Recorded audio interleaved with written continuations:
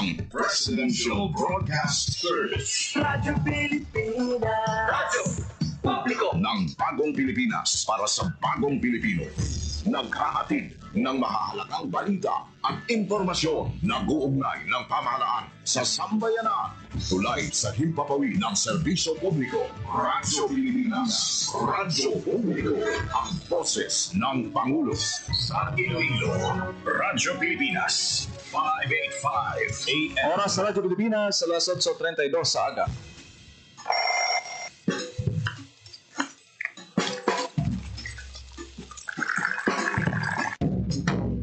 Aga sa Iloilo. Masapo. Magahod. Mabagsik. Panibagong adlaw pagkatapos ng pahuway sang gabi antes. Bagong nga pagdaon. Isa naman kapag kumakas sa matahong nga palaaputon. Iloilo Morning, ang programa nga kaupod ninyo sa pamahaw kon aga. Magadulong sa labing ulihi nga balita. Mga istorya halin sa Iloilo, kag iba niya bahin sang rehiyon. Mga ginahuluhang balan, kag mga trending topics sa social media. Ululupod natong atubangon ang maayo nga aga. Magpamati na sa Iloilo Morning. Diri sa 585 kHz sa AM band sa inyong mga radyo. Radyo Pilipinas Iloilo, the only government radio station in Western Visayas.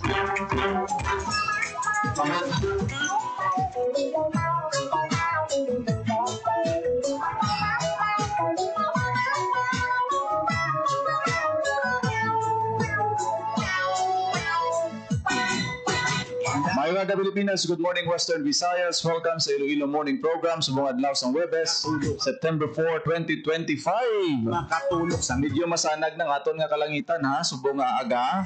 At nabatsyagan man aton ang pag-init sang adlaw. Pero hindi kita kasalig kay kung pagkahapon gani o udto nagatupa ang aton siniyang ulan. Ay muna nga kung galagaw-lagaw kasi hindi ka preparar magsiling ka nga ma-outing ka. Makakugang bugtaw mo daw kainit pagka hapon kadasig magkambyo sa aton sini nga tiyempo. Sa aton sini mga kuturan ng mga may transaksyon kaya matama-tama mo sa pagpadulong sa inyong mga kalagtuan samtang turo temprano pa. Udlay kon diri rota mo sa city proper area, bisan din ka rin magaging dalan do hindi kagid kasiling matawhay dito sa amo sining street.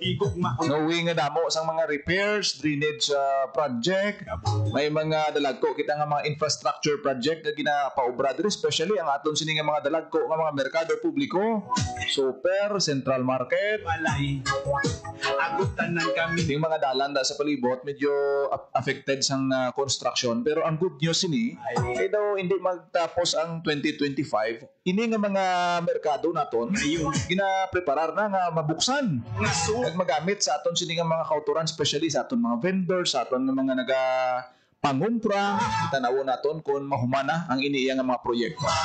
Sa piyak nga bahin nagapadayon ang pag-inspeksyon sa aton siniya nga city government. Partikular ang aton sini nga City Engineers Office, Office of the Building Official, kag ano pa nga mga departments sa pag-assess no sa pila ka mga estado sa mga flood control projects diri sa Iloilo City. Sa nagligad si Mayor Treñas kag si Mayor Sofronio Fusin sang Banwa sang Uton nag-inspeksyon sang flood control project dito sa may area sang Uton. Kay Mayor Treñas diri sa may Mohon Arevalo, subong aga kundi ta magsala Lanit Haro ang padulungan sang inspection team subong iyang aga. Ang aton nga team nagupod sa sining inspection. Damo paniguro in-inspeksyon no nga mga infrastructure projects, particular flood control projects diri sa may Iloilo City kay magluwas kay Presidente Marcos nga nagapanawagan nga imbestigahan ini tanan i-audit sikyaron ang mga proyekto ang aton sini nga Department of Public Works and Highways sa Subong paagi kay Secretary Dizon. amo gining punteriya, kumbaga amo ni direksyon subong nga ginausoy sang aton siniyang administrasyon Hindi na mausisa ang ini nga mga proyekto. Hay Nagkabahin sa pag-review sa mga ongoing projects diri sa may Iloilo City kahapon nga adlaw sa ginpagwa nga statement ni Mayor Treñas nga nadiskubrihan nga may 4 ka mga flood control projects sa idalom sang 2 ka mga kontraktor nga ginapanag-iyan ni Sara Diskaya diri sa may Iloilo City natukiban na wala sing mayor's permit. ang imo nga supat Yang ginhimo sang city government kay man nadiskubrihan sa audit nila nga wala nakasubmit sang o kung naka-comply sang mayor's permit ang iniiyang kontraktor, tigin pabayad sila sa city government kay nakakolekta ang city government sang masobra 3 ka milyon nga buwis. tagit sang Nalagas nila kag kuwaon ang ining obligasyon, tax obligation sang sining kontraktor nga may proyekto diri sa may bahin sa syudad sang Iloilo. anay. Diri ka lang istan sa balay. Isa pa gid sa mga mainit nga mga balita diri sa may syudad sang Iloilo kahapon nga adlaw nangin mainit ang tensyon sa ginhiwat nga sesyon sang sangguniang panglungsod. Gamudlak. Tunga sa aton sini nga mga konsihal baw si si City Councilor Romel Duron kag si City Councilor Shen Marie Mabilog nagtaasay sang tingog sa sulod sang sesyon. Bangod sang mainit nga silabo sang balatyagon, napilitan nga mag-deklara sang recess ang aton siniya nga presiding officer sa pagpamuno ni Vice Mayor Lablabaronda. Pangabuhita. Ginhampak ang gavel kag nagdeklara sang recess kay daw kainit gid sang balatyagon. Kapanalaita. Sang magtimbang nga kampo kag nagpatunga ang pila ka mga konsehal para nga mapatahaw-tahaw gawa. Nalipay.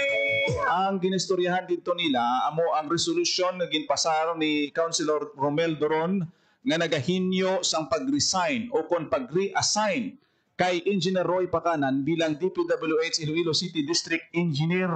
Inday. Kay ini santo sa call sang DPWH Secretary ni Secretary Dizon sang courtesy resignation sa tanan nga mga opisyal sang Department of Public Works and Highways. Igin question ni Councilor Mabilog si Councilor Doron silingati what if abi nagpasar kita sang resolusyon tapos naka-resign nagali iya si Engineer Pacanan, ano ang matabo sa aton sini nga resolusyon? Amo tong ginhalinan kun nga ang nag-init ang pagbayluhan ay sang kasingkal no sang ila sini nga mga matigda nga mga pahayag. That's why nga nagtaas ang tensyon kahapon sa sesyon sang sangguniang panlungsod.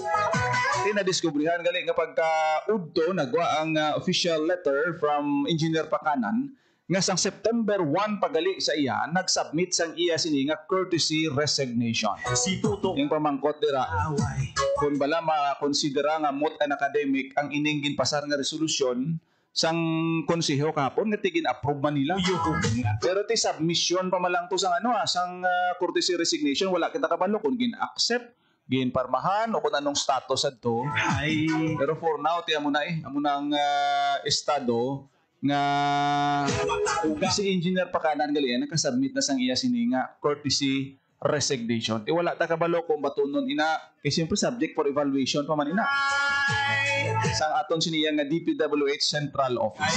Ipabati naton bala ang kabahin sang privilege speech kahapon ni City Councilor Romel Doron bag-o ang ila sini nga pag sinabtanay sa konseho nagpropose no nagtindog nag-ayo sang tion si Councilor Doron nga iduso ang iya siniya nga resolusyon nga nagapahalin nagapa-reassign o kung nagapa-resign kay Engineer Pacanan.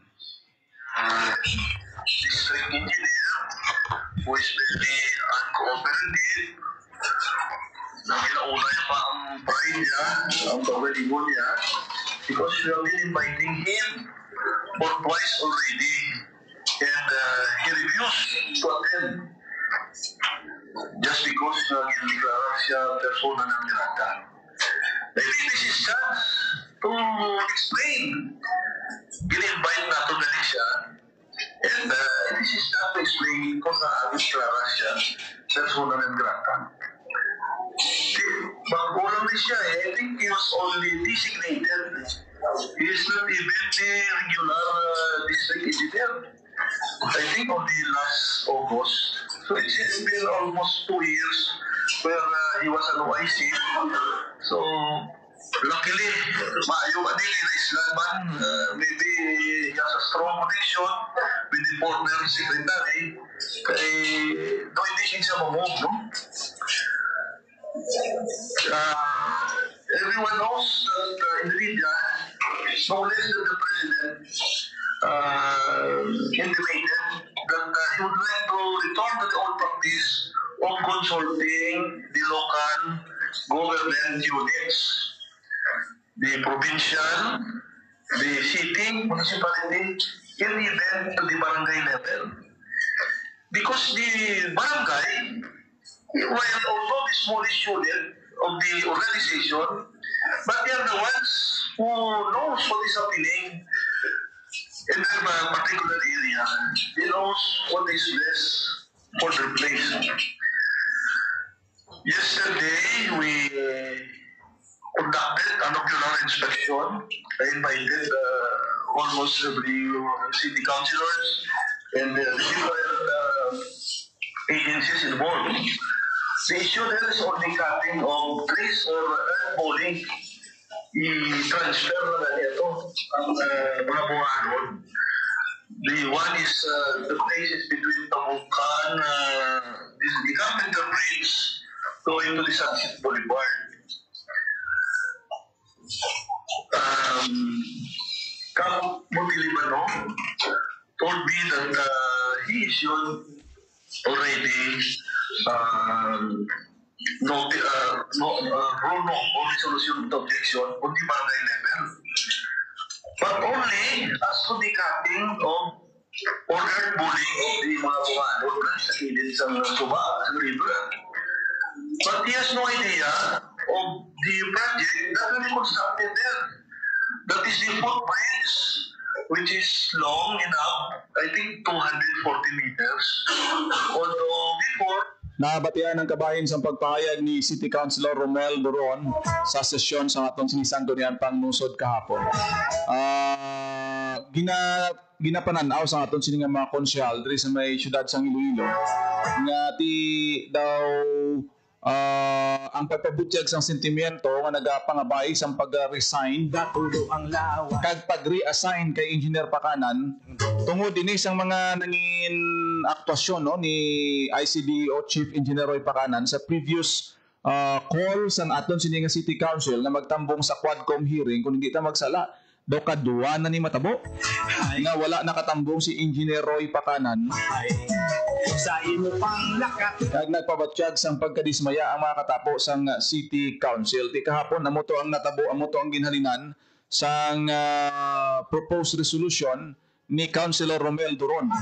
Di gina-propose pa lang nila galing resolution only to find out na sang September 1 nakasubmit sang courtesy resignation si Engineer Roy Pakanan.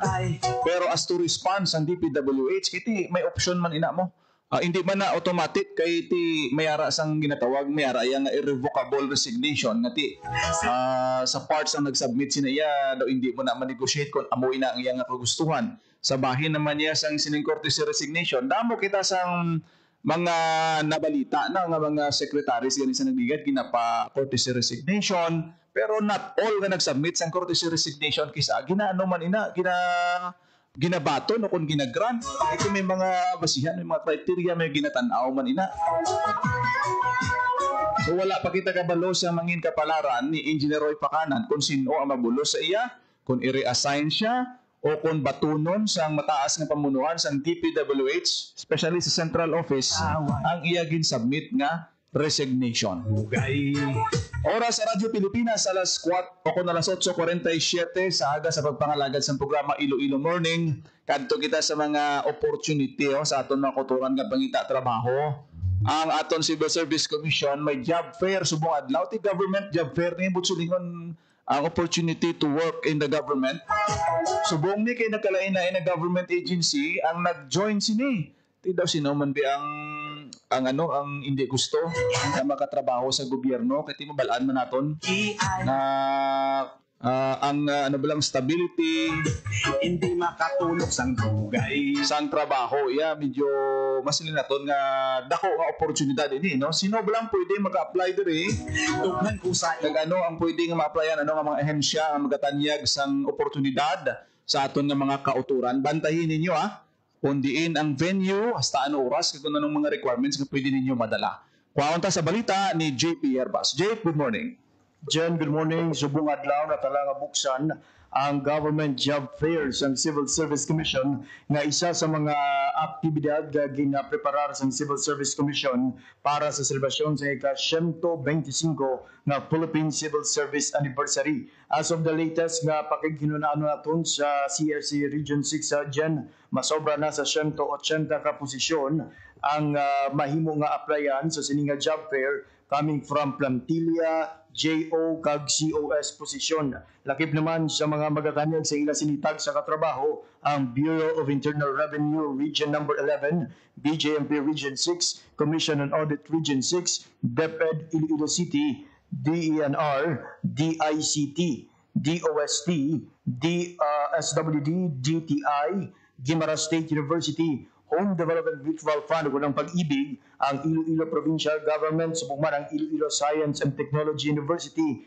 LTO, National Police Commission, NISO o ng Northern Iloilo State University, PRC, Philippine National Police, West Visayas State University, Western Visayas Medical Center, ang Civil Service Commission, kag ang Dole Region 6. Ang ining nga aktibidad dyan bukas gid sa kanan wala sa payan sa ila siniya nga gender identity o kung anuman nga sexual orientation kag ginainganyo gid nga mag-apply ang mga persons with disability kag mga membro sa indigenous communities. So ang ini nga aktibidad dyan magalawig until tomorrow September 5 kag ini ang hiwaton sa SM City Iloilo. As to the period dyan kung ano oras no based sa mga previous nga conduct ng sining job fair ang ining job fair nagadagat until the mall hours man dyan no sa niya nga SM City. Samtang bus dyan may aras ang hiwaton nga medical mission nga natalana naman nga tigayunon sa bahin sa Regional Evacuation Center sa Sook, Arevalo. Ini naman para sa mga senior citizens kag persons with disability. Samtang sa maabot nga Domingo, iniisagit sa mga ginaduso nga programa sa CSC ang Fun Run Gen. Gaga ini ang para sa benepisyo sa PLBI o kung ang Pamanang Lingkod Bayani Program nga nagahatag naman sa financial nga suporta sa mga pamilya sa mga civil servants nga napatay in line sa ila sining nga duty. So sa aton nga mga kauturan hingagaw kamo sa SMCT siyempre kung ang mga opportunities dira sa government service kung mga plantilla posisyon isa sa mga requirement ang dapat may civil service nga eligibility no makasubong sila pero may mga iban man nga opportunities na pwede ma-applyan bisan wala sang eligibility Jake. Sakto gid dyan no may mga certain positions like mga administrative aides no gina-forgo na ang mga requirements ang eligibility pero when it comes to mga higher positions na dira gina-require dyan ang civil service eligibility. So sa mga mag-apply dyan no magdala lang sa personal data sheet, resume, valid ID, ila sa nga ballpen, transcript of records, liban pa nga mga relevant nga mga dokumento. Ito sa mga mga gapangita trabaho, mga bagong graduates, kadto ka mo to kay kalabanan gid dito government agencies no ang nagapang-hire ti makapamangkot ka mo bala kung diin ka mo nga pwede maka-apply ang manami sina kung hindi lang isa imo applyan no malay mo base kung sa lima to ka opportunity ka mga job vacancies qualified ikaw no ti base kun amo na ning tsansa sa inyo ti kadtuan nyo gid adra sa may SMCT Iloilo tulan man na sa aton sining mga kauturan. Madamo ko salamat Jape sa imong balita. Para sa Bagong Pilipinas, JP Herbas, Radyo Pilipinas, Radyo Publiko. Nabatian balita ni JP Hervas sa sining job fair sa aton siniya nga mga government agencies subong na ningadlaw sa SM City Iloilo. Grab niyong opportunity Speaking of SM City Iloilo, kagabi may senior citizen kundi kita magsala isa ka doktora in hold up sa parking area sang SM City Iloilo. Baw na ano man niya ma. Hindi ma. So talagsa ka lang ka bati sang kasubong sini nga balita pati parking area sa SM City. Tinamo man na mga gwardiya Tugnan ko sa imo nalipay. na sunod pa sang hold upper as of the latest na-recover ko ang wallet sang tag-iya. Sa Ambot ko may unod pa. Tagang suspect pala na-identify kung may CCTV camera sa sulod sang malapor sila na. SM car park. No? At dako ginangabulig para nga matumod. Kiti magamuning mudos karon daw. Kay gali na. Daw budlay ni. Kiti ang balantandaan ang molda sa SM Kalatuan ay isang mga tanan-tanan nga gusto magpaliwaliwa. Pamalaklon, malapad ang parking area. Mayo gini ko madakpan ang ining suspect, no? Kiti gintayaan allegedly ang ining 61-year-old isa ka senior citizen sang suspect kag ginkuha ang iya sini nga wallet nga may unod nga 50,000 pesos, $200, may 100 euro pa, ba may ATM kag IDs. Inday Emakon mo na. sa imo yung nga tunay. Tugnan ko Hindi gidi na yaman nami nga buluhaton, no? Especially kung ini magsigi-sigi, wala kak balo basi kung grupo ni sila. Di man yung mag-hold up na isa ka lang, no? lapit sa imo. Naban may mga lookout na kung paano himuon. Ang imo nga Wala gid ka singgit, wala gid ka response dayon ng mga security guard dira sa may area sang SM City. O, sa labton naman ni sa management. Wow. Yeah. Wala pili na nigali mga suspect Inday Kasalig kada mo kiti ang car park malapad nga area, makaplastar sa lakyan mo. May roofing nga gwardiya tapos amo ni natabo. kabulay.